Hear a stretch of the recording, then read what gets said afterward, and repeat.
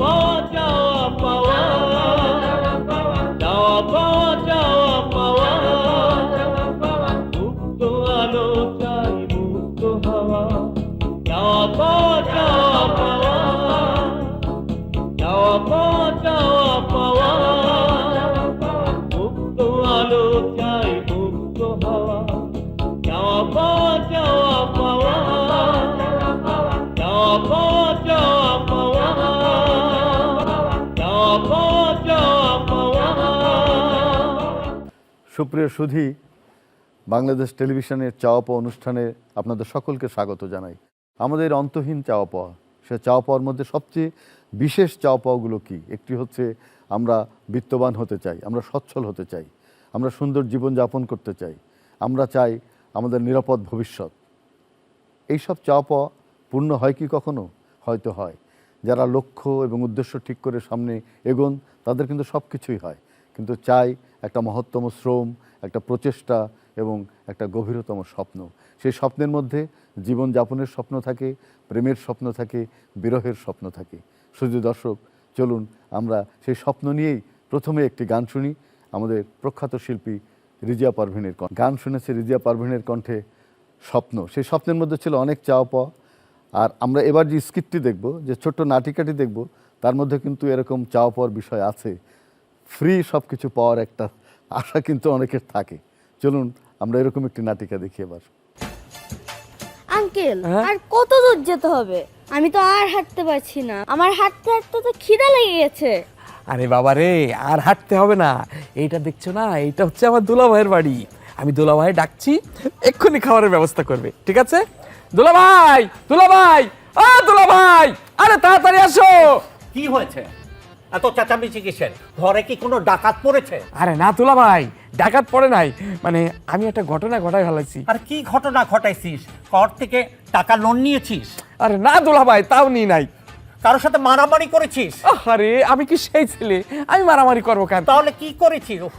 দুলাভাই, মানে তোমারে বলতে একদিকে আমার ভয়ও লাগতেছে, আবার লজ্জাও করতেছে। লজ্জা করবি কেন? বলে ফেল না, কি করছিস? দুলাভাই, ঘটনা হচ্ছে কি, আমি না বিয়ে করে ফেলাইছি। বাহ, খুব ভালো করেছিস। বিয়ে করে তো ফরজ কাজ। আচ্ছা ঠিক আছে, দাঁড়াও, আমার বউরে ডাকতেছি। এই এই শিগগির এসো, শিগগির এসো, শিগগির এসো। এই যে আমার দুলাভাই, সালাম করো, সালাম করো। ভালো থাকবে। তুমিও সালাম করো, সালাম করো। তোমার নামটা যেন? আমার নাম নাহার কণা। আচ্ছা আচ্ছা আচ্ছা। বাবু, তোমার নামটা? রাফসান। আচ্ছা, তোর বউকে তো আমি চিনলাম, কিন্তু এই বাচ্চাটাকে? আরে দুলাভাই, বাচ্চাটাকে চিনতে পারলে না? না। আমি ওকে বিয়ে করে এই বাচ্চাটাকে ফিরিয়ে নিয়ে এসেছি। তুই কি পাগল হয়েছিস? কেউ কি বাচ্চা সহ বউকে বিয়ে করে? দুলাভাই, তুমি তো আসলে বর্তমান কোনো খোঁজ খবর রাখো না। এখন তো চলতেছে ফ্রির যুগ। বাজারে যাও, সাবান কেন, শ্যাম্পু ফ্রি, পেস্ট কেন, বিরাস ফ্রি, মুরগি কেন, ডিম ফ্রি। তেমনি আমি এই নাহার কণাকে বিয়ে করে এই বাচ্চাটাকে ফিরে নিয়ে এসেছি।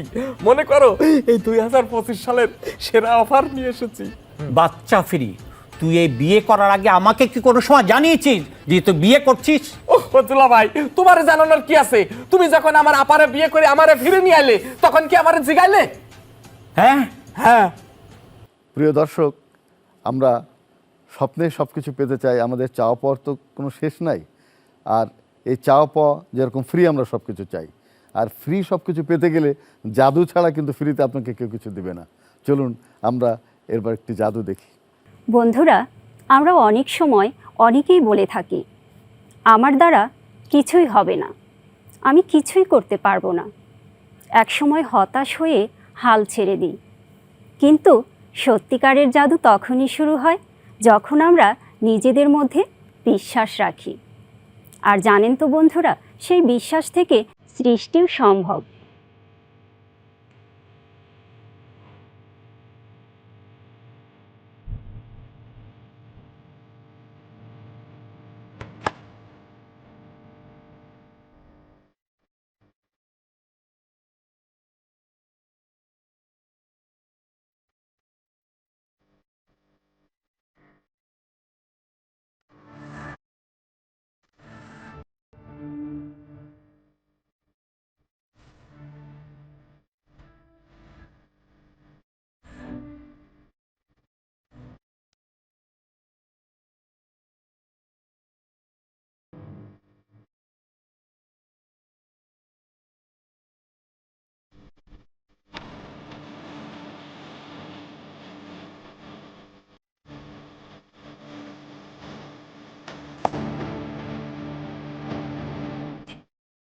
বন্ধুরা, এবার আমি দেখাবো সেই জাদুটি, যে জাদুটির জন্ম নেয় স্বপ্ন, পরিশ্রম আর কঠিন অধ্যবসায়ের মিলনে। দেখা যাক।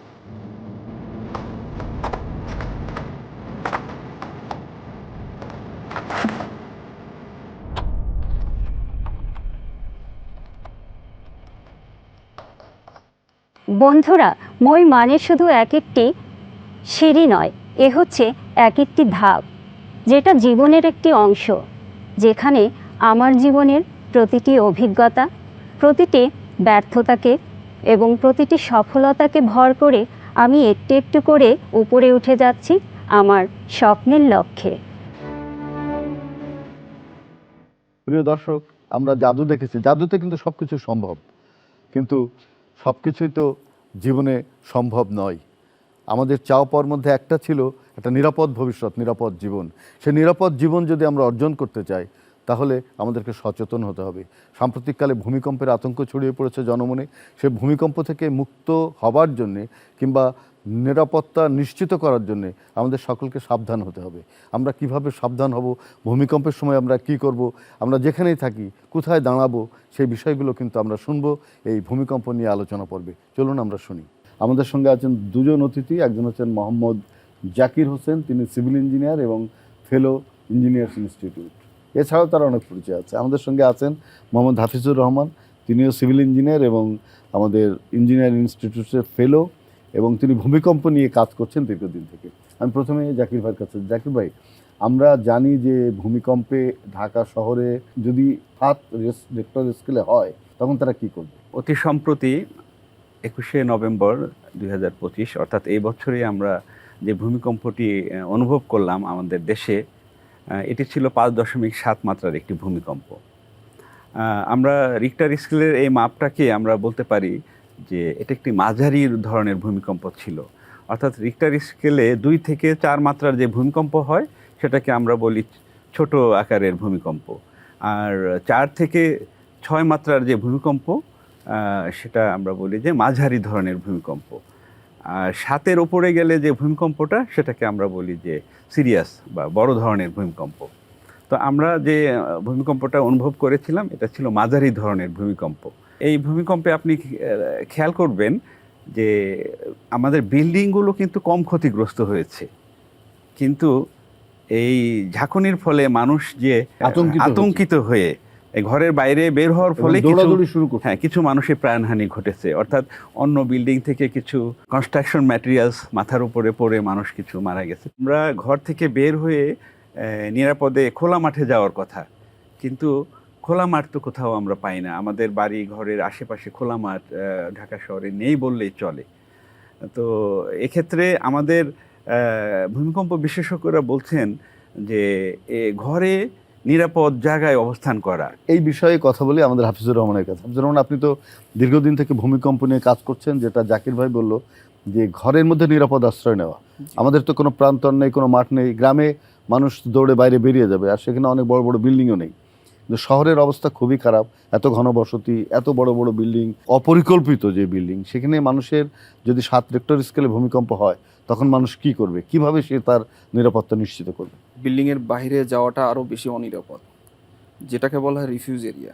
আমাদের সেই রিফিউজ এরিয়াতে মানুষ যদি সিঁড়িতে নেমে যায় তখন লিফট ইউজ করা যায় না। তো সেক্ষেত্রে আমাদের উচিত, আমাদের ভূমিকম্প বিশেষজ্ঞ তারা বলেন, এবং পৃথিবীর উন্নত বিশ্বে এই প্র্যাকটিসটা আছে, সেটা হলো আমাদের সবাইকে নিরাপদ একটা জায়গা ঘরের ভেতরে খুঁজে বের করা। সেই নিরাপদ জায়গাটা কি হতে পারে? সেটা হতে পারে আমাদের কলামের গোড়ায়, 2টি ওয়ালের কর্নারের জায়গা, কোনো টেবিলের নিচে, কোনোভাবেই যেন আমাদের আলমিরার সামনে বা যেই ফার্নিচারগুলো আমরা মুভ করে মাথার উপরে বা আমাদের শরীর উপরে আছড়ে পড়তে পারে, এই ধরনের ফার্নিচার বা কোনো বস্তুর কাছ থেকে আমাদেরকে দূরে থাকতে হবে। যে সমস্ত বিল্ডিং ভঙ্গুর অনেক পুরনো, সেসব বিল্ডিং তো ভেঙে পড়ার একটা সম্ভাবনা থাকতেই পারে। জি, জি, জি। 7 রেক্টর স্কেলে যখন হবে, একটা বিল্ডিং আর একটা বিল্ডিং এর উপরে পড়ে যেতে পারে। আমাদের তো কোনো রেস্কিউ টিম নেই। জি জি যে আমাদের এখন কি করা দরকার, একটা রেস্কিউ টিম তো তৈরি করতে হবে প্রত্যেকটা মহল্লায় মহল্লায়, এবং আমাদের সিভিল ডিফেন্স কিংবা আমাদের অগ্নি নির্বাপক যারা কর্মী আছেন তারা, তো এইসব জায়গাগুলোতে ধরেন, তারপরে আমাদের সোয়ারেজ লাইন আছে, আমাদের গ্যাস পাইপ আছে, এগুলো তো বাস্ট হওয়ার সম্ভাবনা থাকবে। জি। তো তখন আমরা কি করব? প্রথম বিবেচ্য বিষয় হচ্ছে রেস্কিউ টিমটাকে আমাদের নিরাপদ করা। সেক্ষেত্রে যেটা হতে পারে, আমাদের ফায়ার এবং সিভিল ডিফেন্সের যে হেডকোয়ার্টার যেগুলো থাকে বা কেন্দ্রগুলো থাকে, উপকেন্দ্রগুলো থাকে, এই বিল্ডিংগুলোকে নিরাপদ রাখা। এবং সেগুলো একতলা হওয়া উচিত। একতলা হওয়া উচিত বা মাল্টিস্টোরি হতে পারে, কিন্তু এটাকে অ্যাকর্ডিং টু আমাদের বিল্ডিং কোড সেই অনুযায়ী ডিজাইন এবং কনস্ট্রাকশন হতে হবে।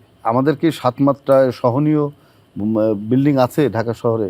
হ্যাঁ, আমাদের বাংলাদেশে এখন যে বিল্ডিংগুলো হচ্ছে 1993 পরে থেকে এবং বিএনবিসি 1993 পরে থেকে যে বিল্ডিংগুলো হয়েছে, এছাড়া এরপরে 2020 সালের পর থেকে যে বিল্ডিংগুলো হচ্ছে বা এখন ডিজাইন করা হচ্ছে আমাদের শহর ঢাকা শহরে, সেই বিল্ডিংগুলো এখন অনেকটাই ভূমিকম্প ঝুঁকিমুক্ত বলা চলে। এই যে মানুষ সিঁড়ি দিয়ে দৌড়ে নেমে যাচ্ছে, কেউ বলছে খাটের নিচে যাও, বিজ্ঞানসম্মতভাবে কোন কাজটি করা উচিত? 10 তলা একটি বিল্ডিংয়ে থাকেন, আপনি সিঁড়ি দিয়ে তো 30 সেকেন্ডে নিচে নামতে পারবেন আর না। লিফটে ওঠা তো খুবই বিপজ্জনক। লিফটে তো ওঠা নিষেধই, এটা আমাদের বিল্ডিং কোড বারবার সবাইকে সচেতন করতেছে, কারণ ওই সময় বিদ্যুৎ বন্ধ হয়ে যাবে। তো আপনি যদি লিফটে ওঠেন, লিফট তো বন্ধ হয়ে যাবে। তারপরে সেই কারণে আপনি যখন 10 তলা, এটা ডিপেন্ড করবে আপনি কয়তলা বিল্ডিংয়ে থাকেন। আপনি যদি দোতলা বিল্ডিংয়ে থাকেন, আপনি 30 সেকেন্ডে চেষ্টা করতে পারেন দৌড়ে অনেকে বাইরে যাওয়ার জন্য। অনেকে ছাদে উঠে যাবে, তাই না? তো সেটাও তো নিরাপদ না। নিরাপদ। এই জন্য ছাদটা ভেঙে তো এরকম করে পড়বে। সেজন্যই বিল্ডিংয়ের ভেতরে যদি অল্প সময়ের ভূমিকম্প হয়, সবচেয়ে ভালো বিল্ডিংয়ের ভেতরেই, একটু আগে হাফিজ যেটা বললো, পিলারের কাছাকাছি কোনো স্থানে দাঁড়ানো আর মাথাটাকে নিরাপদ রাখা। খাটের কাছে বালিশ থাকলে বালিশটা মাথায় রেখে শক্ত কোনো টেবিলের নিচে যাওয়া যেতে পারে। কিন্তু ধরেন যে একটা বিল্ডিং ভেঙে পড়ে গেল, সে ভেতরে বেঁচে আছে, তাকে আমরা কিভাবে উদ্ধার করব? সেক্ষেত্রে আসলে আমাদের বিশেষজ্ঞ টিম দরকার, যারা প্রশিক্ষিত আমাদের টিম আছে, সেটা আছে আমাদের ফায়ার সার্ভিস সিভিল ডিফেন্সের কর্মী যারা আছেন, তাদের মাধ্যমে উদ্ধার করতে হবে এবং তাদের সক্ষমতা বাড়াতে হবে। যারা ভূমিকম্পে যারা আঘাতপ্রাপ্ত হয়েছে, যারা বেঁচে আছে, জানমালটাকে নিরাপদ স্থানে সরিয়ে নেওয়ার জন্য তাদেরকে ভূমিকা রাখতে হবে। আমাদের ঢাকা শহরে যে অবস্থা, সেখানে যদি ভূমিকম্প হয়, সেখানে কোনো গাড়ি যেতে পারবে না, একটা ফায়ার সার্ভিসের একটা গাড়ি যেতে পারবে না, প্রশিক্ষিত টিম যেতে পারবে না। যাওয়ার জন্য যেতে যেতে আমাদের অনেক বড় ধরনের আরও ক্ষতি হয়ে যাবে। তো সেই জায়গা থেকে আমরা যেটা করতে পারি, আমাদের যে বিল্ডিংগুলো ধ্বংসপ্রাপ্ত হতে সম্ভাবনা আছে বা হতে পারে বা হয়ে যাবে, সেই জায়গায় আমরা করতে পারি আমাদের নেইবর যারা থাকবেন, তারা কিভাবে তাদের নেইবরকে ওখান থেকে রেস্কিউ করতে পারে। আমরা কি ঢাকা শহরের এই যে ঝুঁকিপূর্ণ ভবনগুলোকে জরিপের আওতায় আনতে পারি না? জরিপ করে আমরা বলতে পারি এটা ঝুঁকিপূর্ণ না। আপনি জানেন যে অসংখ্য ডেভেলপাররা ঢাকা শহরে ডেভেলপ করছে বিল্ডিং। ডেভেলপাররা এই কোডগুলো মানে কিনা, নিরাপদ যে 7 কিংবা 8 কিংবা 9 মাত্রায় যদি ভূমিকম্প হয়, এই ভূমিকম্প সহনীয় করে বিল্ডিং তৈরি করার এই যে সচেতনতা, এটা তাদের মধ্যে আছে কিনা? হ্যাঁ, বাংলাদেশে গত 20 বছর ধরে আমাদের বিল্ডিং কোডটা খুব সুন্দরভাবে মেনে চলা হচ্ছে এবং আমাদের ইঞ্জিনিয়াররা লাস্ট 20 ইয়ার্সে যে বিল্ডিংগুলো বানিয়েছে, সেগুলা ভূমিকম্পে সহনীয় বিল্ডিং এবং 7 মাত্রার ভূমিকম্পে সেগুলো টিকে থাকবে, কোনো অসুবিধা হবে না। আমি শুধু একটা প্রশ্ন করব আপনার কাছে, যে ভূমিকম্প হওয়ার আগে আমরা কিভাবে জানবো? ভূমিকম্প এখনো পর্যন্ত কোথায়, কত মাত্রায়, কখন, কিভাবে হবে, এটা আসলে বলা খুব মুশকিল।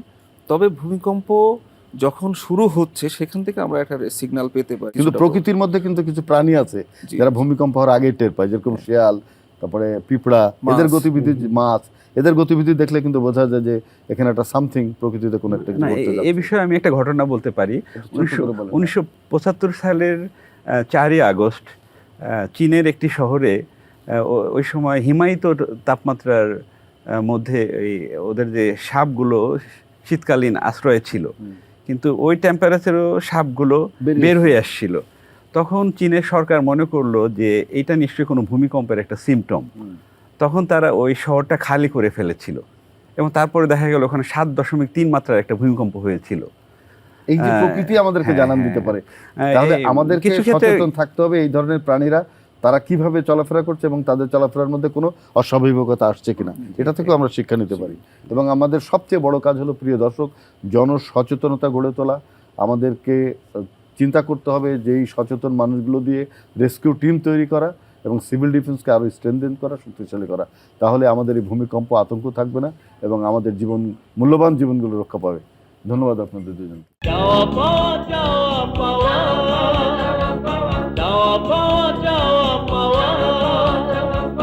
শুধু দর্শক, আমরা ভূমিকম্প নিয়ে যে আতঙ্কের কথা শুনেছি, আতঙ্ক থেকে মুক্ত হবার কথাও কিন্তু আমরা শুনেছি। আর আমরা নিজেদের যে সমস্ত স্বপ্ন দেখি, যে চাওয়া পাওয়া, তার মধ্যে একটা হচ্ছে আমার নিজের জিনিস, আমার নিজের যে বিষয় সেটি মানুষের কাছে পৌঁছে দেয়। বিশেষ করে যারা বিক্রেতা তারা কিন্তু সবসময় নিজের জিনিসকে মানুষের কাছে পৌঁছে দিতে চায়। এরকমই একজন দুধ বিক্রেতা কিভাবে তার দুধ মানুষের কাছে দেয় সেটি আমরা শুনবো কৌতুকের গানের মাধ্যমে।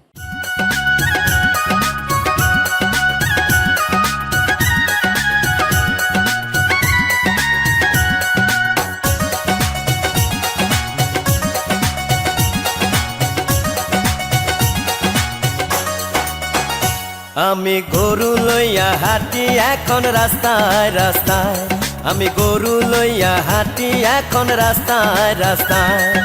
ভেজালের এই বাজারে বিশ্বাস করে না মারে, ভেজালের এই বাজারে বিশ্বাস করে না মারে। আমার কাছে খাঁটি গরুর দুধ পাওয়া যায়। আমি গরু লইয়া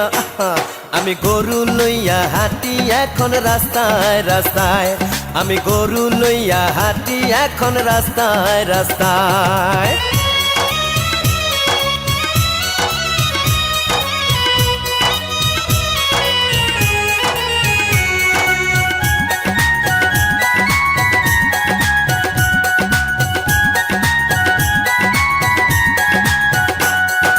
গরুর বান ধইরা টানি, এক ফোঁটাও দেই না পানি।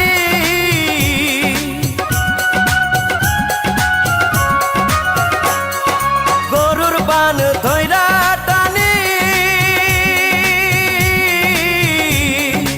এক ফোঁটাও দেই না পানি। আমার গরু পাস করেছে সকল পরীক্ষায়, আমার গরু পাস করেছে সকল পরীক্ষায়। আমি গরু লইয়া হাঁটি এখন রাস্তায় রাস্তায়, আমি গরু লইয়া হাঁটি এখন রাস্তায় রাস্তায়।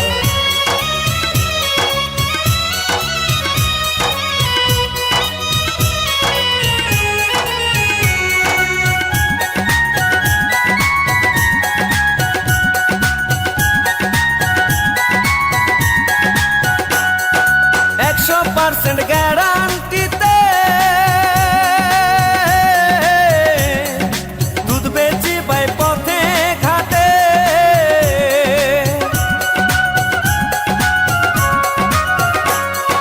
100% গ্যারান্টিতে দুধ বেচি পাই পথে ঘাটে। আমার দুধ যে খায় সেই মজা পায়, আমার দুধ যে খায় সেই মজা পায়। আমি গরু লইয়া হাঁটি এখন রাস্তায় রাস্তায়, আমি গরু লইয়া হাঁটি এখন রাস্তায় রাস্তায়। ভেজালের এই বাজারে বিশ্বাস করে না মারে, ভেজালের এই বাজারে বিশ্বাস করে না মারে। আমার কাছে খাঁটি গরুর দুধ পাওয়া যায়। আমি গরু লইয়া হাঁটি এখন রাস্তায় রাস্তায়, আমি গরু লইয়া হাঁটি এখন রাস্তায় রাস্তায়। প্রিয় দর্শক, আমরা দুধ যেভাবে বিক্রি করি, খাঁটি দুধ, সেরকম যদি আপনি খাঁটি দেশপ্রেমিক না হন তাহলে কিন্তু আপনি কোনোদিনই মানুষের হৃদয় জয় করতে পারবেন না। দেশকে সঠিকভাবে ভালো না বাসলে কিন্তু আপনি ভালো মানুষ হিসাবে দাঁড়াতে পারবেন না। আর এই ভালো মানুষ হিসেবে দাঁড়াবার জন্য চাই দেশপ্রেম, আর দেশপ্রেম সবচেয়ে বেশি মূর্ত হয় কবিতায়। প্রিয় দর্শক, আমরা এবার একটি এই বিজয়ের মাসে দেশপ্রেমের কবিতা শুনব। আবৃত্তি করছেন ফারজানা আলী। বাতাস আমাকে লম্বা হাত বাড়িয়ে চুলের ঝুঁটি ধরে ঘুরে বেরিয়েছে আজ সারাদিন। কয়েকটা লতা পাতা নিয়ে বিদঘুটে বাতাস হাতকড়া পরিয়ে দিয়েছে আমাকে। লাল পাগড়ি পরা পুলিশের মতো কৃষ্ণচূড়া হেঁকে বলল, তুমি বন্দি। আজ সকাল থেকে একজোড়া শালিক গোয়েন্দার মতো ঘুরছে, যেন এভিনিউ পার হয়ে নির্জন সড়কে পা রাখলেই আমাকে বন্দি করে নিয়ে যাবে। তুমি অপরাধী, একথা ঢাক ঢোল পিটিয়ে বলে গেল এক পশলা হঠাৎ বৃষ্টিপাত। তুমি অপরাধী মানুষের মুখের আদলে গড়া একটি গোলাপের কাছে। বৃষ্টি ভেজা একটি কালো কাক একটি কম্পমান আধ ভাঙা ডালের ওপর থেকে কিছুটা কাতর আর কিছুটা কর্কশ গলায় আবার বলে উঠল, তুমি অপরাধী। আজ সারাদিন বাতাস, বৃষ্টি আর শালিক আমাকে ধাওয়া করে বেড়ালো এ প্রান্ত থেকে ও প্রান্ত পর্যন্ত। তোমার বাড়ির কিন্নর কণ্ঠ নদী অবধি আমি গেলাম, কিন্তু সেখানে ঘাটের ওপর একটি প্রাচীন বুড়ি সোনার ছাই দিয়ে ঘটিবাটি মেজে চলেছে আপন মনে। একটা সাংঘাতিক সূক্ষ্ম ধ্বনি ছুঁয়ে আছে পিরিচে পেয়ালায়। ওই বাজনা স্টিমারকে ডাঙার ওপর থেকে আছড়ে ফেলে। ওই বাজনা গ্রাস করে প্রেম, স্মৃতি, শস্য, শয্যা এবং গৃহ। তোমার বাড়ির কিন্নর কণ্ঠ নদী অবধি আমি গিয়েছিলাম, কিন্তু হাত ভর্তি শালিকের পালক আর চুলের মধ্যে এলোপাথারি বৃষ্টির ছাঁট নিয়ে উল্টোপাল্টা পা ফেলে তোমার দরজা পর্যন্ত যেতে ইচ্ছে হলো না আর। ওই শালিকের ভেতর উনুনের আভা, মশলার ঘ্রাণ, তোমার চিবুক, রুটি আর লালচে চুলের গন্ধ। ওই বৃষ্টির ফোঁটার মধ্যে পাতা আছে তোমার চেয়ারগুলো। তাহলে তোমার কাছে গিয়ে আমার কি হবে? আজ একজোড়া শালিক গোয়েন্দা পুলিশের মতো, বাতাস একটা বুনো একরোখা মোষের মতো আমাকে ধাওয়া করে বেড়ালো এ প্রান্ত থেকে ও প্রান্ত পর্যন্ত। আমি অনেক দিন পর একজন হাঁ ঘরে উদ্বাস্তু হয়ে চরকির মতো গোটা শহর ঘুরে বেড়ালাম। শুধু দর্শক, আমরা সবাই দেশকে ভালোবাসি। আমাদের যারা ক্ষুদ্র নৃগোষ্ঠী, তারাও কিন্তু আমাদের এই দেশেরই অংশ। তারাও তার দেশকে ভালোবাসে। তাদের কৃষিকাজ, তাদের জীবনযাপন আমাদের কাছে সবসময় খুব বৈচিত্র্যময় বলে মনে হয়। এই জুম চাষ নিয়ে আমরা একটি নাচ দেখব।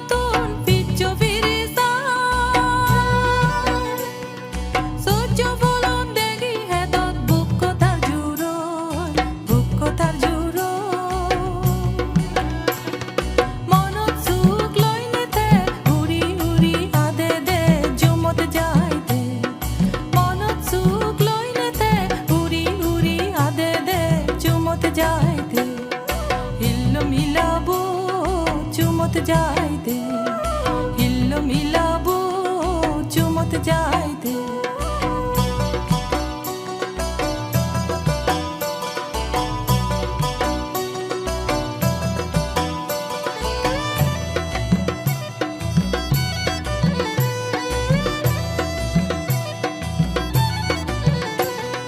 নোয়া জুমো দানো হদাত ফিবির ফিবির বইয়ের বা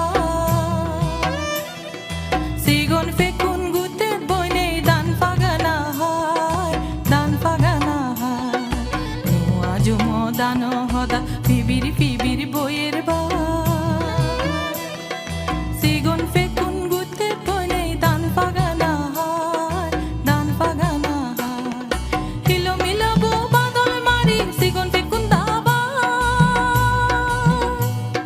মনোগরত সাবাত বইনে উবো গীত গায় উবো গীত গায় হিলো মিলাবো বাদল মারি সিগন ফেকুন দাবা মনোগরত সাবাত বইনে উবো গীত গায় উবো গীত গায় বেলান গেলে সাজনে অলে গরত ফিরে দে গরত ফিরে দে বেলান গেলে সাজনে অলে গরত ফিরে দে গরত ফিরে দে হিল্লো মিলাবো জুমত যাই দে হিল্লো মিলাবো জুমত যাই দে হাল্লুম ফিতো তাগলা দো জুমত যাই দে জুমত যাই দে হাল্লুম ফিতো তাগলা দো জুমত যাই দে জুমত যাই দে হিল্লো মিলাবো জুমত যাই দে হিল্লো মিলাবো জুমত যাই দে হিল্লো মিলাবো জুমত যাই দে হিল্লো মিলাবো জুমত যাই দে। সুধী দর্শক, বাংলাদেশ টেলিভিশনের চাওয়া পাওয়া অনুষ্ঠানের লেখক পর্ব, এই পর্বে উপস্থিত আছেন আসাদ সরকার। আসাদ সরকার একজন শিশু সাহিত্যিক এবং কবি। ছড়া লিখে তিনি কি বলতে চান ছড়ার ভেতর দিয়ে সেটা আমরা জানবো। আসাদ সরকার, কেমন আছেন আপনি? জি আলহামদুলিল্লাহ ভালো আছি। আপনার ছড়ার বই টোটাল কটা? 7টা। 7টা। আর কবিতার বই? কবিতার বই এবার একটা আসছে, জ্বলছে আগুন। আপনি ছড়া কি শুধু শিশুতোষ ছড়া লেখেন, না এর মধ্যে রাজনৈতিক যে সমস্ত সংকট আছে আমাদের, আমরা যা চাই, আমাদের যা স্বপ্নের কথা, সেটা ছড়ায় আছে? শিশুতোষ লিখে এবং রাজনৈতিক ছড়া লিখে, বর্তমান প্রেক্ষাপটে যে কোনো প্রেক্ষাপটে তাৎক্ষণিক ছড়া লিখে আর কি। ছড়া লেখেন। আমাদের যে এত বড় জুলাই বিপ্লব হয়ে গেল, তা নিয়ে কি আপনার কোনো ছড়া আছে? এবার আমার যে বইটা জ্বলছে আগুন, এখানে প্রায় 21টার মতো ছড়া আছে। এর মধ্যে একটা ছড়া আছে যে ছড়ার জন্য আমি গ্রেপ্তার হয়েছিলাম। এ পর্যন্ত মানে কতগুলো ছড়া আপনার লিখেছেন? বই তো 7টা, এর সংখ্যা কত হবে? ছড়া প্রায় 2000-এর উপরে হবে। তারপর তার থেকে নির্বাচিত করে 7টা বই করছি। ছড়া বই কি মানুষ কেনে এখন? হ্যাঁ ইনশাল্লাহ আমার বই তো কেনে। এবার জ্বলছে আগুন অ্যাডভান্স অর্ডার যেটাকে বলে, এটা আছে আর কি। বাংলাদেশে আপনার প্রিয় ছড়াকার কারা? বাংলাদেশে প্রিয় ছড়াকার রফিকুল ইসলাম দাদু ভাই। রফিকুল ইসলাম দাদু ভাই। আপনি কি কখনো অন্নদাশঙ্কর রায় কিংবা আমাদের যারা আরো সিনিয়র ছড়াকার, যে সুকুমার রায়, অন্নদাশঙ্কর রায়, জি পড়েছি। এবং আমাদের দেশের যে রকনুজ্জামান খান দাদু ভাই, তার ছড়া তো খুব ভালো, জি জি, তাই না? জসিমউদ্দিনের অনেক ছড়া আছে যেগুলো ভালো, জি জি। তো সেগুলো নিশ্চয়ই আপনার পড়া আছে? হ্যাঁ পড়া আছে। আপনি একটা ছড়া আমাদের আজকে শোনান। বাদলা দিনে ছুটি হলে গেলাম ফিরে বাড়ি, বইয়ের পাতা ভিজে গেল মেঘের সাথে আড়ি, পা পিছলে পড়ে গিয়ে ছিঁড়ে গেল জামা, বাড়ি থেকে ছাতা নিয়ে দৌড়ে এলো মামা, মামার সাথে বাড়ি ফিরে ধুয়ে নিলাম কাদা, দাদু বলে গালি দিয়ে পড়লি কেমনে গাদা। আমাদের যে সংগ্রাম, সব কিছুর সঙ্গে আমাদের গানের কিন্তু একটা ঐক্য আছে, গানের সঙ্গে একটা মিল আছে। আমরা যখন গান শুনি তখন আমরা জীবনকে নতুনভাবে উপভোগ করি, বিশেষ করে যখন আমরা গানে ভালোবাসার কথা পাই। চলুন কাজল আরিফের কণ্ঠে এরকমই একটি প্রেমের গান। অনুষ্ঠানের শেষে দাঁড়িয়ে শুধু এটুকুই বলবো, শুরু করেছিলাম যে আমরা অন্তহীন চাওয়া পাওয়ার ভেতরে সবচেয়ে বেশি চাই আমাদের জীবনের সচ্ছলতা, জীবনের নিরাপত্তা, সন্তানের ভবিষ্যৎ এবং আমাদের নিজেদের বেঁচে থাকা। সেই বেঁচে থাকার জন্যে কিছু চাওয়া অবশ্যই পূর্ণ হতে হবে। আর পূর্ণ হতে গেলে আমাদের চাই সততা, চাই আমাদের ভবিষ্যৎ পরিকল্পনা, চাই প্রচেষ্টা এবং পরিশ্রম। প্রিয় দর্শক, আমরা শ্রম দিয়ে যা অর্জন করতে পারি তার চেয়ে আনন্দ আর পৃথিবীতে কিছু নেই। আমরা সবাই ভালো থাকবো, সুস্থ থাকবো।